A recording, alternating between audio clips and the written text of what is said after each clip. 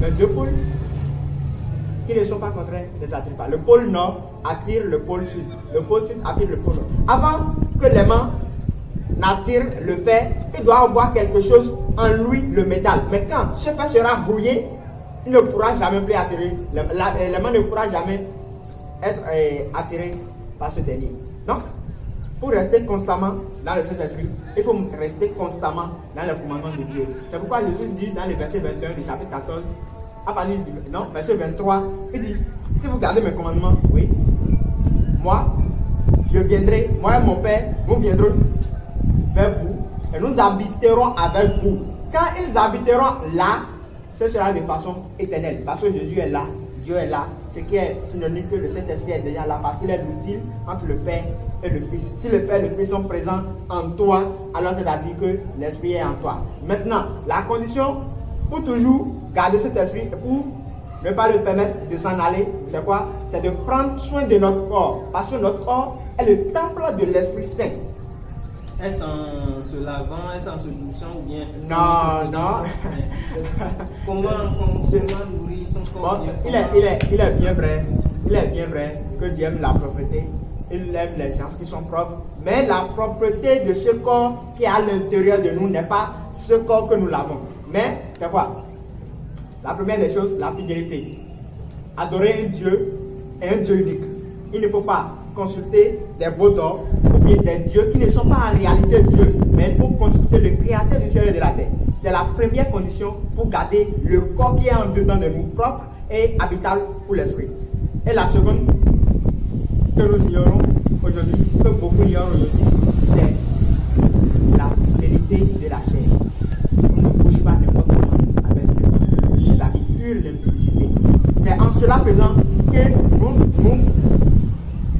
nous préparons maintenant pour être éternellement habités par l'Esprit Saint. Mais si nous nous laissons emporter par l'impudicité, par l'impureté, alors nous sommes en train de détruire le corps qui est le temple de l'Esprit. Alors s'il vient et ne trouve pas le temple, s'il ne trouve pas là où il doit habiter, nous sommes de nous laisse, nous serons errants sur la terre. Nous serons errants sur la terre, sinon pour entretenir une relation étroite avec le Saint-Esprit, comme le devancier vient de dire, il faut déjà adorer Dieu et Dieu seul. Il faut s'éloigner de l'impudicité. Je pense que c'est très important ce que vous venez de dire. Et les auditeurs, les téléspectateurs, chers internautes, prenez ça en compte parce que c'est une personne très très outillée, une personnalité qui connaît bien dans le domaine. Et puis, pour ça, j'ai une question particulière. J'aimerais savoir si un chrétien peut commencer avec le Saint-Esprit et en bout de route, le Saint-Esprit va le quitter. Est-ce que c'est possible qu'à un niveau donné, celui un chrétien qui commence par le Saint-Esprit, devient une autre personne? Avant que le Saint-Esprit soit attribué, il a déjà senti quelque chose en nous. Nous avons déjà été jugés sur la balance et nous avons pesé. Nous avons donné le poids, le minimum de poids qu'on voulait, qu'on souhaitait. Si jamais il n'y avait pas de question de poids, si nous donnons moins que ce qu'on attendait de nous, alors il n'y aura pas de question de l'Esprit Saint. En disant quoi? Nous voulons dire quoi par là? Si tu as déjà l'Esprit Saint, il est impossible maintenant pour que tu perdes l'Esprit en chemin. Si nous prenons le livre de Jean, chapitre 10, à partir du verset 26, 27, 28, Jésus était en train d'expliquer quelque chose aux pharisiens. Ils n'avaient pas compris, parce qu'il disait en haut du chapitre qu'il est le berger. Et ses brebis le connaissent, et lui-même il connaît ses brebis. Mais eux, ils ne savaient pas ce qu'il dit, et il a dit quelque chose à partir du verset 26. Mais vous ne croyez pas. Mais vous ne croyez pas. Parce que vous n'êtes pas de mes brebis. Parce que vous n'êtes pas de mes brebis. Mes brebis entendent ma voix. Mes brebis, qui sont les chrétiens, ils entendent ma voix. Je les connais. Ils me connaissent, oui. Et elles me suivent. Et elles me suivent. Je leur donne la vie éternelle. Je leur donne la vie éternelle. Et elles ne périront jamais. Elles ne périront jamais. Le chrétien qui a déjà le salut, c'est-à-dire le chrétien qui a déjà l'Esprit Saint en lui, il ne pourra jamais perdre. Il ne pourra jamais perdre ce Saint-Esprit. Il ne pourra jamais perdre le salut. Oui. Et personne ne les ravira de ma main. Et il dit, et personne ne les ravira de ma main. C'est-à-dire, la personne a déjà commencé avec le Saint-Esprit. C'est impossible maintenant à lui, qui a déjà goûté à ça, non, qui a déjà pris possession de ça, c'est impossible pour qu'il perd cet esprit, parce que cet esprit est déjà en lui. Et Jésus disait même, dans le livre que nous avons déjà lu, Jean 14, 15, il disait, cet esprit, ce consolateur, quand il viendra, il demeurera éternellement avec vous.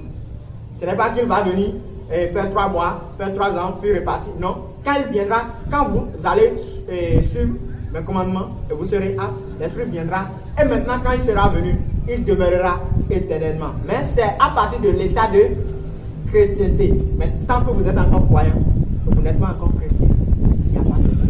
Alors là, maintenant, parce que vous avez goûté, donc vous n'avez pas encore mangé, vous n'avez pas encore l'Esprit Saint avant de le perdre. Mais quand vous l'aurez maintenant, vous ne pourrez plus jamais le perdre. Parce qu'il vous a déjà jugé capable de l'entretenir jusqu'à la fin. C'est pourquoi il s'est fait. Ok, sinon, la raison pour laquelle j'ai posé cette question, parce que voilà, il y a des gens qui commencent chrétiens et puis au fil du temps, bon, deviennent une autre personne. En tout cas, on va laisser ce voilà, pour demander s'il y a des rituels d'invocation du Saint-Esprit. Est-ce qu'on peut, bon, par exemple, à travers les positions des mains, est-ce qu'on peut permettre à quelqu'un qui d'avoir le Saint-Esprit, est-ce que par l'imposition des mains, je vais donner un exemple, est-ce qu'on peut appeler l'Esprit Saint dans une personne? Donc pour cela, je vais faire recours à un livre que Paul écrivait à Timothée, 1 Timothée chapitre 4, le verset 14. Il lui disait quelque chose concernant l'imposition des mains et ce qu'on reçoit à partir de cela. Ne négligez pas le don qui est en toi Il dit ne néglige pas le don qui est en toi et qui t'a été donné et par qui t'a été prophétie donné par prophétie. avec l'imposition des mains de l'Assemblée des anciens. Avec l'imposition des mains de l'Assemblée des anciens. Le don qui lui a été donné par prophétie et avec l'imposition des mains de l'Assemblée des anciens. Ce qui veut dire que l'imposition ne donne que le don. L'imposition donne des dons. L'imposition donne des dons. À travers, et non l'esprit lui-même. Il y a l'esprit, il y a ses dons et il y a ses fruits. Mais lui-même là, dans son intégralité, il ne vient que quand il y a respect des lois et des commandements. Mais le fruit, oui, le fruit vient après que la plante soit déjà plantée. Mais les dons, quand on dit don, c'est quelque chose que tu ne mérites peut-être pas et qu'on t'a donné. On t'a donné ça gratuitement. Un don. Il te donne ça, il te donne ça. Donc c'est ça. Par imposition des mains, on pourrait recevoir plusieurs dons à la fois. Peut-être la diversité des langues, la prophétie, ici, qu'on avait cité dans le livre de 1 Corinthiens chapitre 12. C'est l'imposition des mains peut faire ça. Mais donner le Saint-Esprit lui-même, dans son intégralité, la troisième personne de la Sainte-Trinité, c'est impossible. C'est impossible, oui. Ok, maintenant, j'aimerais savoir si le Saint-Esprit est dédié uniquement aux chrétiens ou bien le Saint-Esprit peut entrer dans une personne non chrétienne ou bien travailler avec quelqu'un. Est-ce qu'on peut retrouver les fruits de l'Esprit Saint chez un non chrétien, plus précis? Oui, on peut retrouver les fruits de l'Esprit Saint chez un non chrétien. Si nous prenons le cas de Corneille, Corneille ne connaissait pas Jésus, en fait, il n'était pas chrétien, il ne connaissait pas le christianisme, mais il marchait et il était pied devant l'Éternel avant son baptême. Il était quelqu'un, il faisait des aumônes, il était pieux, il aidait les gens, il faisait tout. Et il a été agréé même avant d'être chrétien. Il était encore païen, mais Dieu a du plaisir en lui, même en étant païen. Donc, les fruits sont présents à partir du moment où, si nous observons aujourd'hui, il y a même des païens qui observent la loi de Dieu, qu'ils appellent la loi de la nature, plus que nous-mêmes chrétiens, qui se disent chrétiens et qui publient partout que nous sommes chrétiens. Et ils disent que ici, c'est Gbessou. C'est ça qu'ils appellent Gbessou. Alors que Gbessou, c'est la loi de Dieu, qu'ils ont appelé Gbessou. Et ils observent ça. À partir de là, ça leur manquera quoi? L'habit qu'ils vont porter à la fête des noces. Ce que Jésus demandait à mes frères, comment as-tu venu ici sans la tenue des noces? C'est ce qui les manquait. Il les manquait maintenant de confesser le nom de Jésus, de confesser que Jésus est Seigneur, de reconnaître un seul Dieu. Sinon, ils suivent déjà les ordonnances, les commandements de Dieu, à part les 1, 2, oui, premier commandement, deuxième commandement, là où il est question de ne pas adorer d'autres dieux. Ils prient cela. Mais il y a d'autres lois qu'ils observent. Okay. Est-ce à dire que celui, ou bien une personne qui a les fruits de l'Esprit Saint, c'est-à-dire Dieu même, c'est-à-dire Dieu l'aime, tout ce qu'il fait, Dieu est d'accord avec lui, malgré qu'il est païen, est-ce à dire qu'il ne va pas aller au paradis parce qu'il n'a pas confessé simplement le nom de Jésus, alors qu'il faisait tout ce que Jésus veut? Bon, si nous prenons l'exemple de Corneille, nous pouvons voir que Dieu, il est miséricordieux et il fait tout. Si, bon, Corneille était un homme droit devant l'Éternel. Alors, qui ne connaissait pas Dieu, il n'a pas encore été baptisé dans le nom de Jésus. Maintenant, puisque Dieu a vu que son âme était purifiée en lui, il faut maintenant que le corps soit purifié avant qu'il n'ait accès à la vie surnaturelle. C'est pourquoi il a appelé à Christ. Il dit à Pierre dans une vision, bon, va là-bas, va chez Corneille et fais ceci. Et Corneille et sa maison a été baptisé pour qu'il ne soit pas surpris là-bas. Si nous prenons le livre de Matthieu, chapitre 22, je crois, Jésus annonçait une parabole. Il dit, un maître disait à ses serviteurs, allez partout, prenez tout le chemin et amenez-moi ici tout ce que vous verrez. Les ivres, les prostituées, amenez-moi tout. Et il circulait. Il voit quelqu'un qui n'avait pas avec lui le sceau de l'invitation. Donc il était là, invité, mais il n'avait pas la tenue de noces. Et la tenue de noces, c'était quoi? Il n'a pas expliqué ça, mais c'était la marque de Jésus. Parce que Jésus disait que c'est lui la porte, par laquelle tout le monde doit entrer pour voir le Père. Bon, si tu n'as pas connu la porte ici, tu ne le connaîtras pas là-bas. Il lui dit, mon ami, comment es-tu entré ici sans avoir un habit de noces? Cet homme eut la bouche fermée.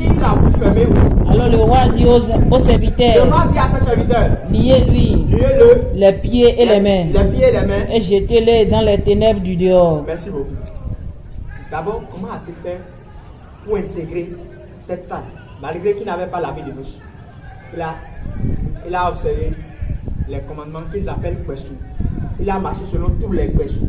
Mais il a piétiné le plus grand des commandements, qui est ne pas adorer nos dieux. C'est pourquoi il disait dans le livre de Marc, chapitre 3, verset 28, il dit, tout blasphème qu'un homme aura proféré sur terre, lui sera pardonné. Mais celui qui blasphémera contre le Saint-Esprit, il ne lui sera pardonné ni dans ce monde, ni dans le monde d'après. Il est coupable d'un péché éternel. Oui. Je vous le dis en vérité. Tous les péchés seront pardonnés aux fils des hommes.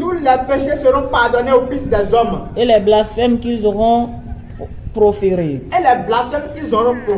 Mais quiconque blasphémera contre le Saint-Esprit n'obtiendra jamais de pardon.